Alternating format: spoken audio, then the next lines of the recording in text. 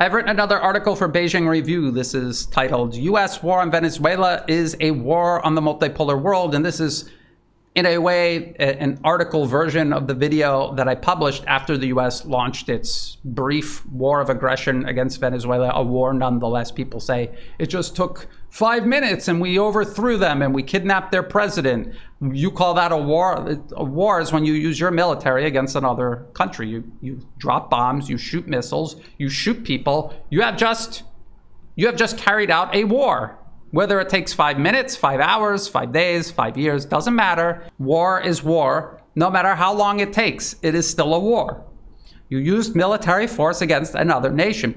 And the United States used military force against another nation that posed it no threat in any shape, form, or way. And now it is admitted that President Nicolás Maduro was not running some drug gang. As a matter of fact, this is from the New York Times, Justice Department drops claim that Venezuela's Cartel de los Soros is an actual group. It's not an actual group. President Nicolás Maduro wasn't the head of it, or any drug cartel for that matter. And we know that because the 2025 Drug Enforcement Administration National Drug Threat Assessment Report doesn't mention Cartel de los Soros even one time in the entire 80-page report. It also doesn't mention the Venezuelan government or President Nicolás Maduro even one single time in the entire report. As a matter of fact, Venezuela in general is mentioned in a section titled Other organizations that the DEA is keeping an eye on. And if you read the reports, you will see Venezuela is mentioned something like 6 times. Canada is mentioned 7 times. Well, I'll get into all of that. I got into that in my video. I reiterated it in this article. I just want to show you some of the recent developments before I get into this article. U.S. seizes another sanctioned oil tanker in the Caribbean. This is January 10th, 2026. So the U.S. is still seizing oil tankers.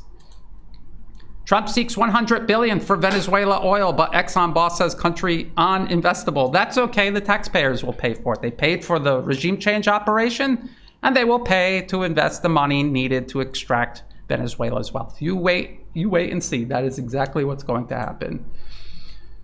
Trump moves to block courts from seizing Venezuela oil revenue in U.S. accounts. Trump says Venezuela to purchase U.S. goods with oil deal revenue. So let me explain to you how this works.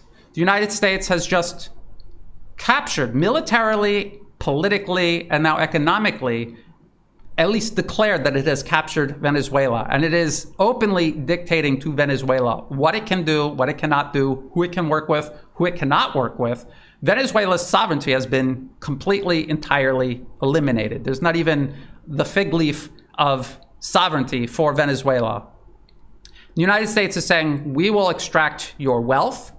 Any money that we give you, you will spend on products from America, and not Jane's bookstore down the road. No, gigantic U.S. corporations, the donor class that donated money to both President Donald J. Trump and Vice President Kamala Harris for their campaigns. These corporations fund every single candidate you get to vote for. You don't get to vote for a candidate that isn't backed by big business. And so what this essentially is a nation-sized company town. Do you remember company towns from your history class in high school social studies? This was a town where you supposedly were free, but you worked for this company, you had to live in their town, and they paid you in company money. You didn't get actual real money that you could spend outside of the company town. And that company money had to be spent in the company store. So essentially you were a slave, and they were giving you money to create the illusion that you weren't just a slave, but essentially that money and you having to spend it in the company store, that was the exact same amount of money that a slave owner would have used anyway to upkeep his slaves. And so this is what the US has done in the year 2026 to an entire nation in Latin America. This is America's vision for Latin America. And this is supposed to be the positive alternative to China building actual infrastructure these countries desperately need and the United States never offered to build and is incapable of building. And this is an alternative to China buying products from these countries and selling products to them and not attaching any strings at all. There is not a single example in Latin America of a nation China told, you can only do business with us, you're not allowed to do business with the United States. Not a single example. You cannot find a single example. But here the US is openly doing this to Venezuela. So these are the developments. And again, I just want to point out that this is the exact, and I warned people. I remember I talked to Trump supporters who debated with me about President Trump targeting Venezuela. They didn't believe that he was actually going to invade. He did. They didn't doubt his claims that drugs were coming out of Venezuela. They assumed there had to be some sort of intelligence we just didn't know. And you know what? That's exactly what people said to defend President George Bush Jr. and lead up to the invasion of Iraq in 2003. I said, where's the evidence of weapons of mass destruction? They said, okay, they didn't show it to us, but it has to be somewhere. They wouldn't just make it up. Of course they would make it up. And they did make it up. And then President George Bush laughed in the face of everybody on planet Earth that they indeed made it up.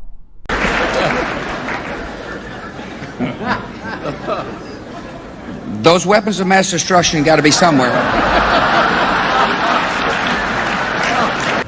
Nope, no weapons over there.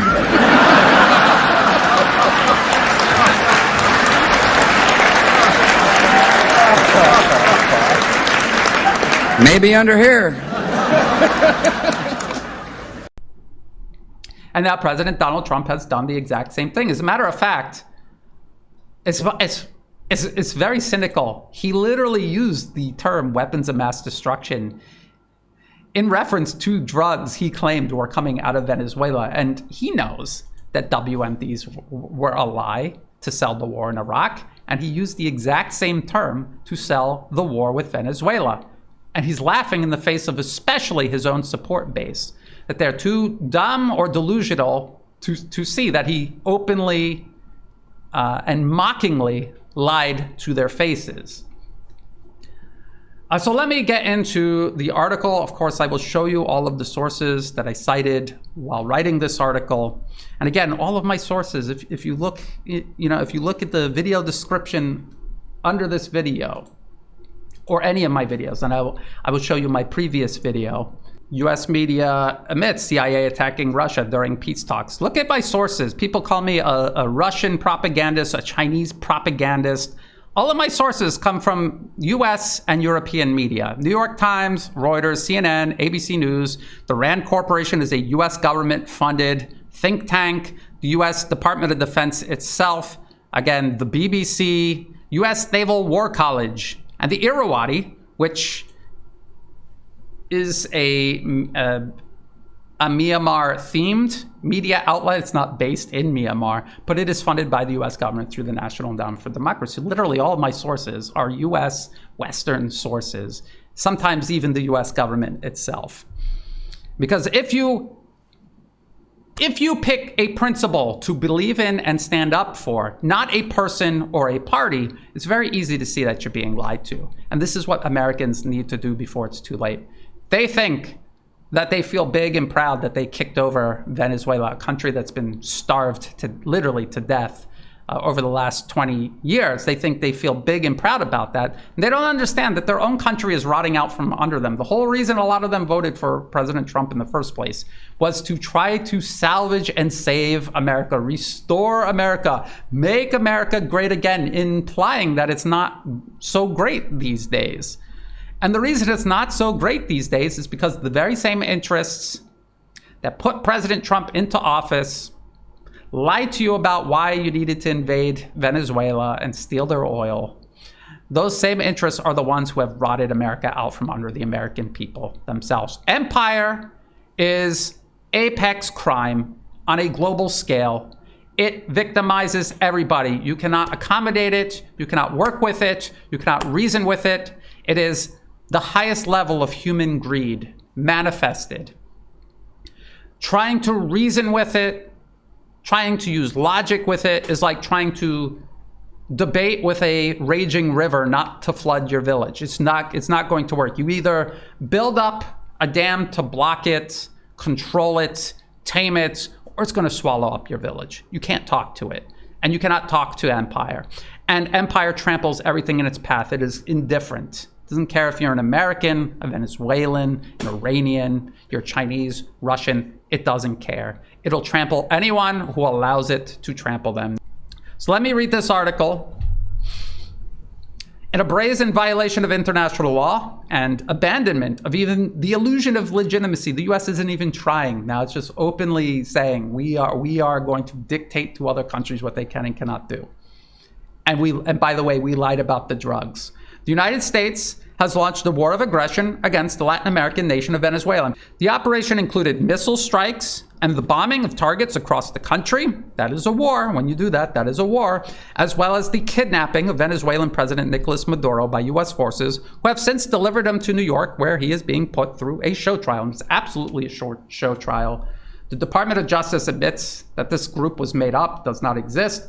The DEA report itself doesn't mention anything at all about Venezuela being at the center of America's drug crisis. And if it was true that Venezuela was at the center of America's drug crisis, it would be at the center of this report, and it simply isn't. It was a lie, just like WMDs in Iraq. And again, President Trump literally used the word WMD to mockingly laugh in the face of especially his own support base. The attack represents the culmination of a decades-long project aimed at dismantling Venezuela. That's one thing. Reasserting Washington's hegemony over the Western Hemisphere. That's two. And all while escalating its war against emerging multipolarism worldwide. A lot of people are trying to argue with me. Brian, I don't know why you're so upset. The U.S. is just carving up its own sphere of influence. It's carving it up in a grand deal with Russia and China. They'll all carve out their own spheres of influence and we'll all live happily ever after. It's as if they don't remember that the U.S. still has tens of thousands of troops in Europe, right on the border with Russia, tens of thousands of troops off the shores of China, and is waging all kinds of wars and proxy wars all around the globe, in addition to now invading Venezuela. Let's talk about drugs as a weapon of mass destruction. The justification provided by the Trump administration, again, this was the rhetoric that people were subjected to in the lead up to this war of aggression on Venezuela. Drugs are WMDs. Venezuela's using WMDs against the American population, poisoning Americans, somehow getting past that airtight border that President Trump claims he has already secured. So the justification provided by the Trump administration for military intervention centers on President Maduro as the kingpin. And this is a direct quote from the transcript of President Trump's press conference after the unprovoked war of aggression launched against Venezuela. This is literally what he said during his press conference. He's the kingpin of a vast criminal network responsible for trafficking colossal amounts of deadly and illicit drugs into the United States. If a single word of that was true, again, it would have been in the 2025 Drug Enforcement Administration National Drug Assessment Report. It would have been in there. It's not in there. President Maduro isn't mentioned even one time. The Venezuelan government isn't mentioned even one single time. A street-level gang from Venezuela is mentioned in passing under a section titled Other, okay?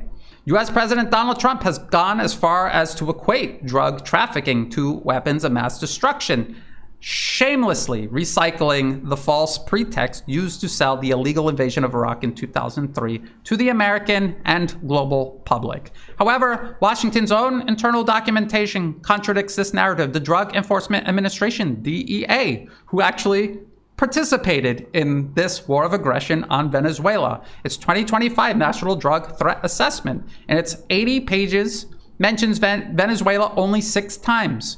To put this in perspective, Mexico is mentioned 70 times, China 17 times, and even Canada, a close U.S. ally, is mentioned 7 times. So one more time than Venezuela itself. And the context of Canada being mentioned were high-tech fentanyl labs in Canada, making fentanyl and then sending it into the United States. I could almost guarantee you more fentanyl is coming into the US from Canada than from Venezuela.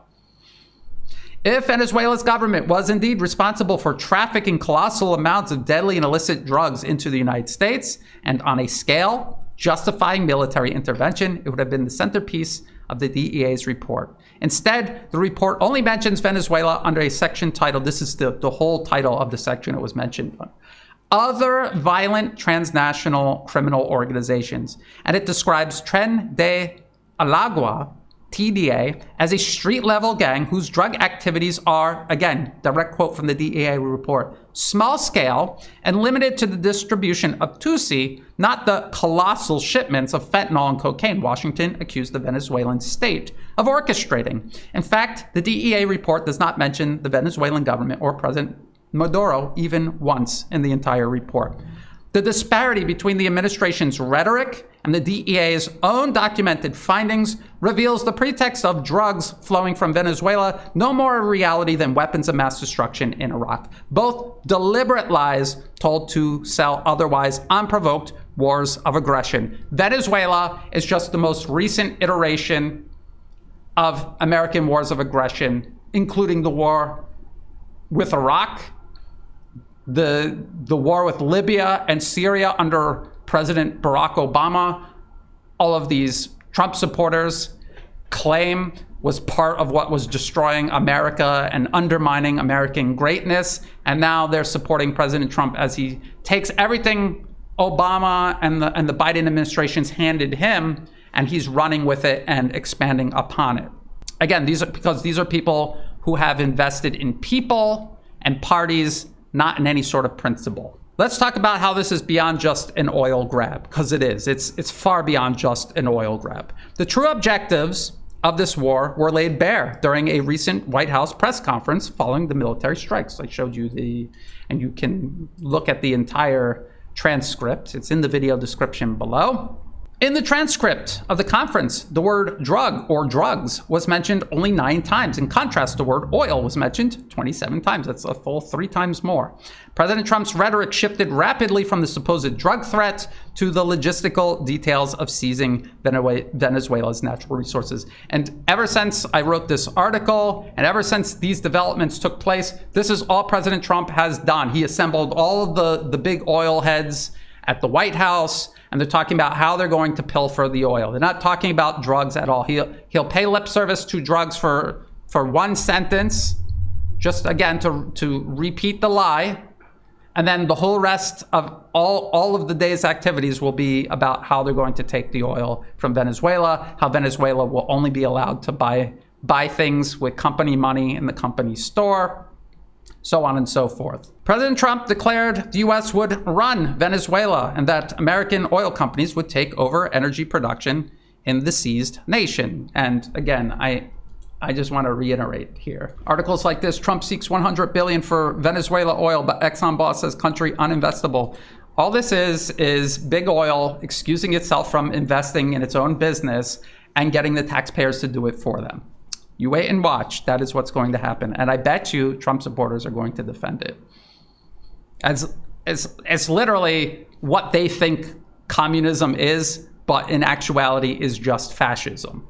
Beyond a brazen resource grab, the attack on and toppling of Venezuela's government fits into a much larger global war the U.S. is waging both against the concept of multipolarism and its chief proponents, namely China and Russia. At the same time the U.S. declares control over Venezuela, it is fomenting deadly violence in the streets of Iran after having carried out direct military strikes on Iran in mid-last year. Do you remember when President Trump said he wanted to make peace with Iran and then used the peace talks as cover to actually carry out a military strike on Iran, wage war against Iran? And now the U.S. is once again backing protests in Iran, and President Trump is saying, if Iran shoots its protesters, the U.S. will carry out military strikes on Iran. And this is as President Trump at the same time is defending immigration agents shooting American citizens in the streets of America for protesting.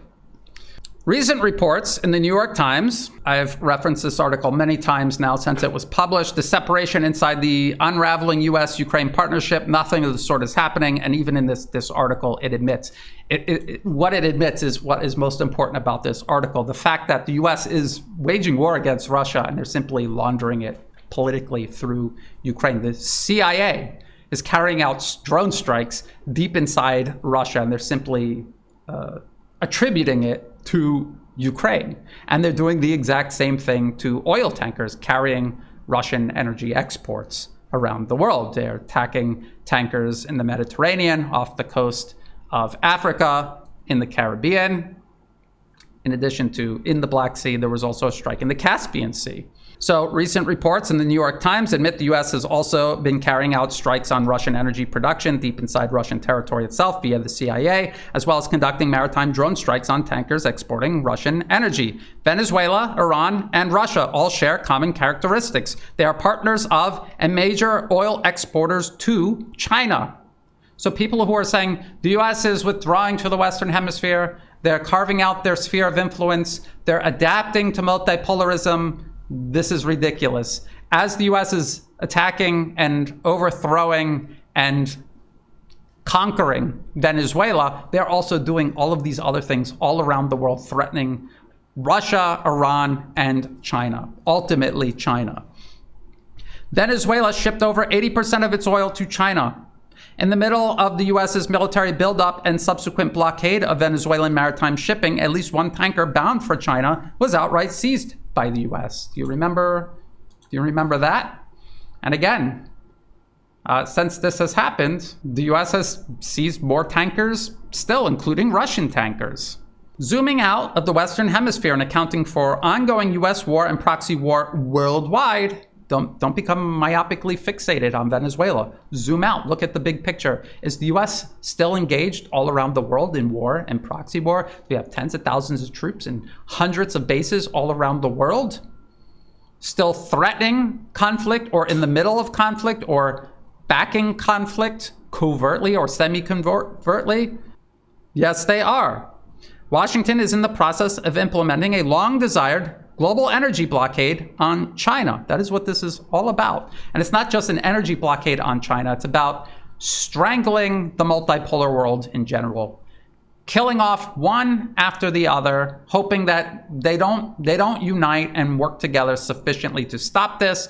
And as they knock one off after the other, the remaining multipolar world becomes smaller and smaller and smaller until the US is able to turn it into a manageable conflict that they can wage and win. This is what's going on in their mind. Whether you think it'll happen or not is irrelevant.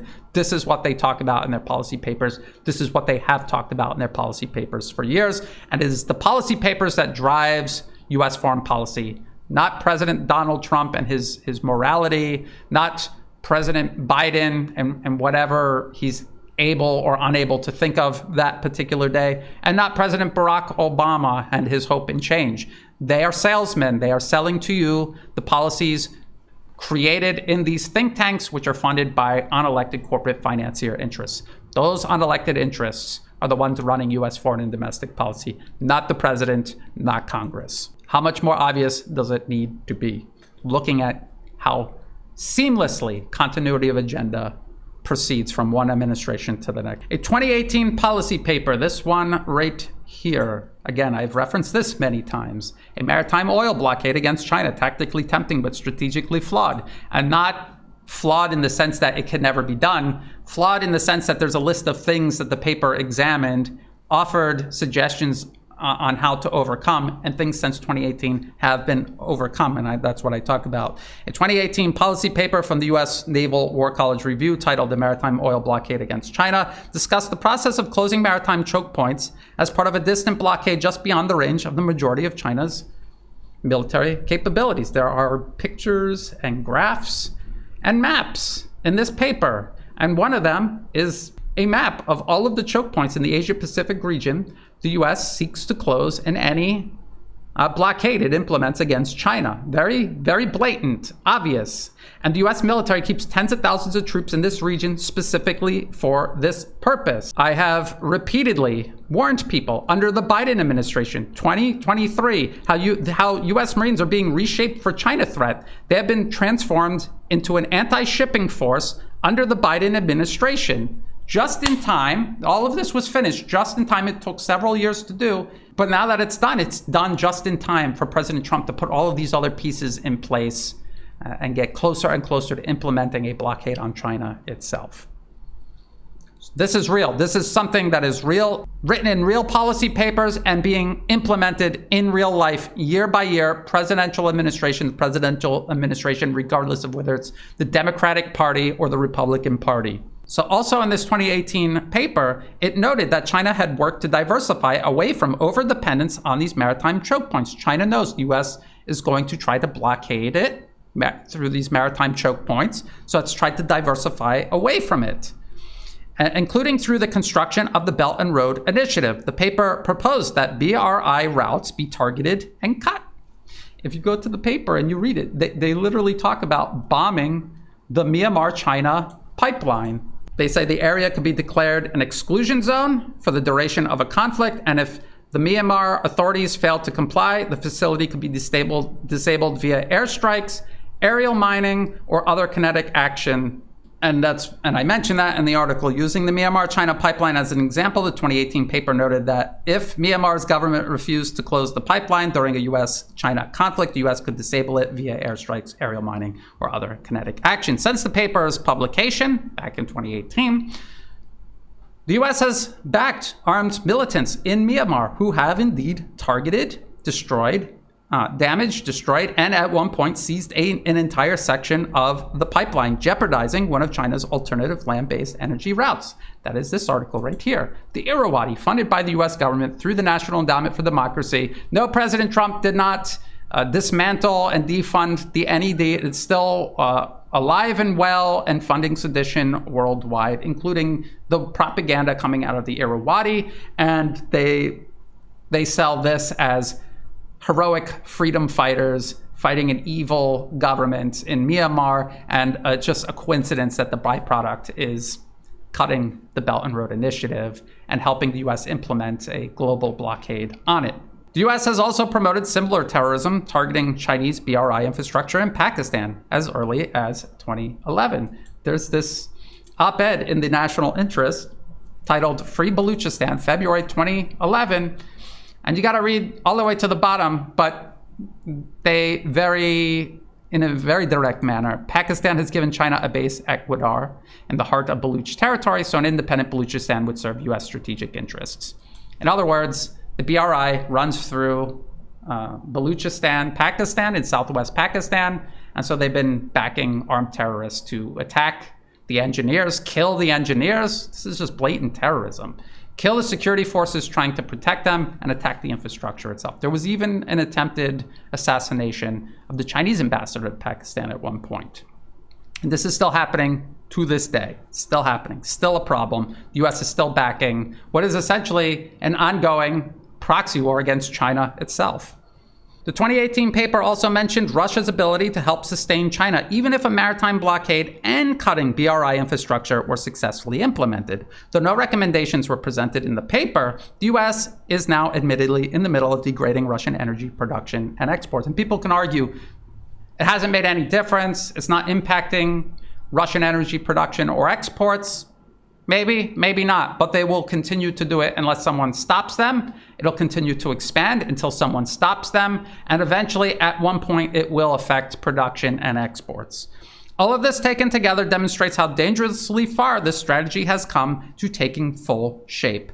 Let's talk about all of this as a wake-up call. Venezuela is a wake-up call. It is not the US fleeing in retreat to the Western Hemisphere. It is a wake-up call that the US has declared war on the multipolar world, and it will not stop until it is made to stop. People holding their breath waiting for President Trump's term to be up and for the next deep state puppet to take office, these people are dangerously deluded.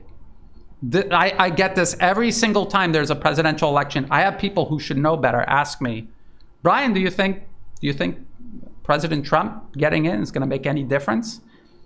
Did it make any difference the first time he got in? Did it make any difference when Obama got in? Did it make any difference when Biden got in? And if the answer is consistently no, what do you think it's going to be this time? Do you think this will be the exception? Why? Of course it's not an exception. The answer is no.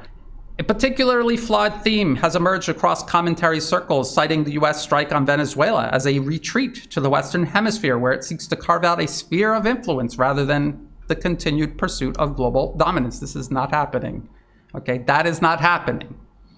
Often cited is the recent US National Security Strategy paper itself, which actually states, this is a quote, "The United States rejects the ill-fated concept of global domination for itself." Then in literally the exact same sentence, it also says, "We must prevent the global and in some cases even regional domination of others, which in order to do so necessitates continued US global dominance." I'm saying that in order for it to do that, in order for the US to prevent other nations from global or regional domination, the US itself must continue to dominate the world. And the way it seeks to do this is not just through the continued vast global presence of US military forces, but also through its burden-sharing network that it introduced in the same paper, where it is going to start feeding Europe into its proxy wars. It's going to feed Japan, South Korea, and the Philippines into its proxy wars. It's going to use these proxies as an extension of itself to fight Russia and China rather than fight these nations. Itself does not have the ability to do this. The attack on Venezuela did indeed take place in the Western Hemisphere. The US has indeed declared it seeks to dominate the entire Western Hemisphere. There's no doubt they said that. However, at the same time, the US continues waging proxy war against Russia, destabilizing Iran, backing militants striking at China's BRI infrastructure, all while US forces based in the Asia-Pacific region continue threatening maritime routes vital to China. The US maintains tens of thousands of troops and bases dotting the planet, hundreds of bases dotting the planet, located closer to the borders of Russia, Iran, and China than to America's own borders. Think about that. Look at a globe. Look at where the US has tens of thousands of its own troops. If you look at where they are, say, in Japan or South Korea or the Philippines in relations to China, and then in relation to the US itself, they are closer to China than they are to the US. Same goes for US troops in Europe. They are closer to Russia's border. Some of them are literally on Russia's border, far closer to Russia than to America's own shores. They are not out there to defend the US. They're there to build American empire. This does not add up to retreating, nor does it equate to creating a sphere of influence just because the US has attacked yet another nation elsewhere. Instead, it clearly constitutes a continued attempt to influence and indeed dominate the entire planet. It's not a sphere of influence. It wants influence over the entire sphere, the whole world, the globe. The future will depend on the world's awareness of the persistent danger the US poses, its ability to protect itself from it, and multipolarism's ability to build the world up faster than the US is demonstrably threatening and destroying it. And at this point, who is in any doubt whatsoever? And Americans themselves have to now decide, do we just openly praise and support naked imperialism, or do we oppose it? And far too many Trump supporters, again, because they invested in a person and a party, cannot admit that this person and party that they are invested in are the bad guys, and that they are part of a larger system that gave them the very candidates, the liberal Democratic candidates that they didn't like and that they voted President Trump to undo the mess of in the first place. They just cannot see it or admit it. If they had principles, if they really were anti-war, if they really believed the US should not be meddling abroad and provoking other countries in ways the US would never tolerate another nation provoking it, if they actually stood for these principles, they would see what Trump is doing is just as wrong as when Obama was doing it. But they can't, because this isn't about principles. This is about people and parties. And again, I'm not picking on Trump supporters. President Trump just so happens to be the president in office right now. Look at all of my work. Going all the way back to 2009, I criticized US foreign and domestic policy under Obama, Trump, his first term, all 4 years of Biden, and now I continue under Trump because literally nothing has changed. I believe that principles are important, and I will stand for them no matter who is in office, no matter what they claim they represent. I will decide for myself. Thank you. I will decide for myself whether or not they represent those principles. And if they don't, I'm not going to support them. And I'm not going to support them just to spite someone else I also don't like. That said, this isn't really about America and Americans. they're no more likely to undo their own empire than the British or the Romans before them. It will be up to the targets of American imperialism to defend themselves against it and to stop American imperialism.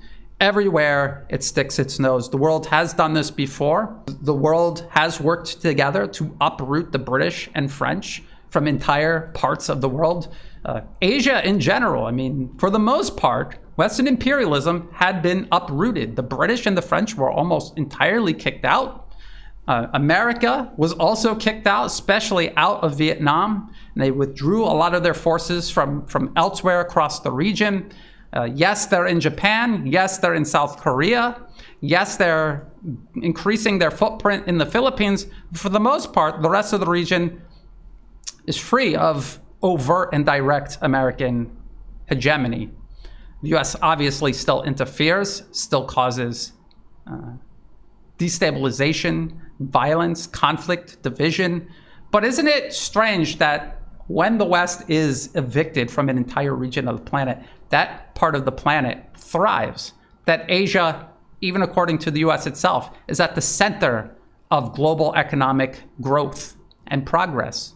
Something to think about, and something for Americans to think about. It's probably not all of these people that you're being told causing America to decline. It is probably the same corporations and moneyed interests that exploited and destroyed other parts of the world, that when evicted, those parts of the world thrived. It's probably those same interests doing the exact same thing to America and Americans themselves. So this is where I will end the video. That was the article. I will continue keeping an eye on this. Again, the US is actively backing armed violence all across Iran, and the US is openly threatening military strikes against Iran.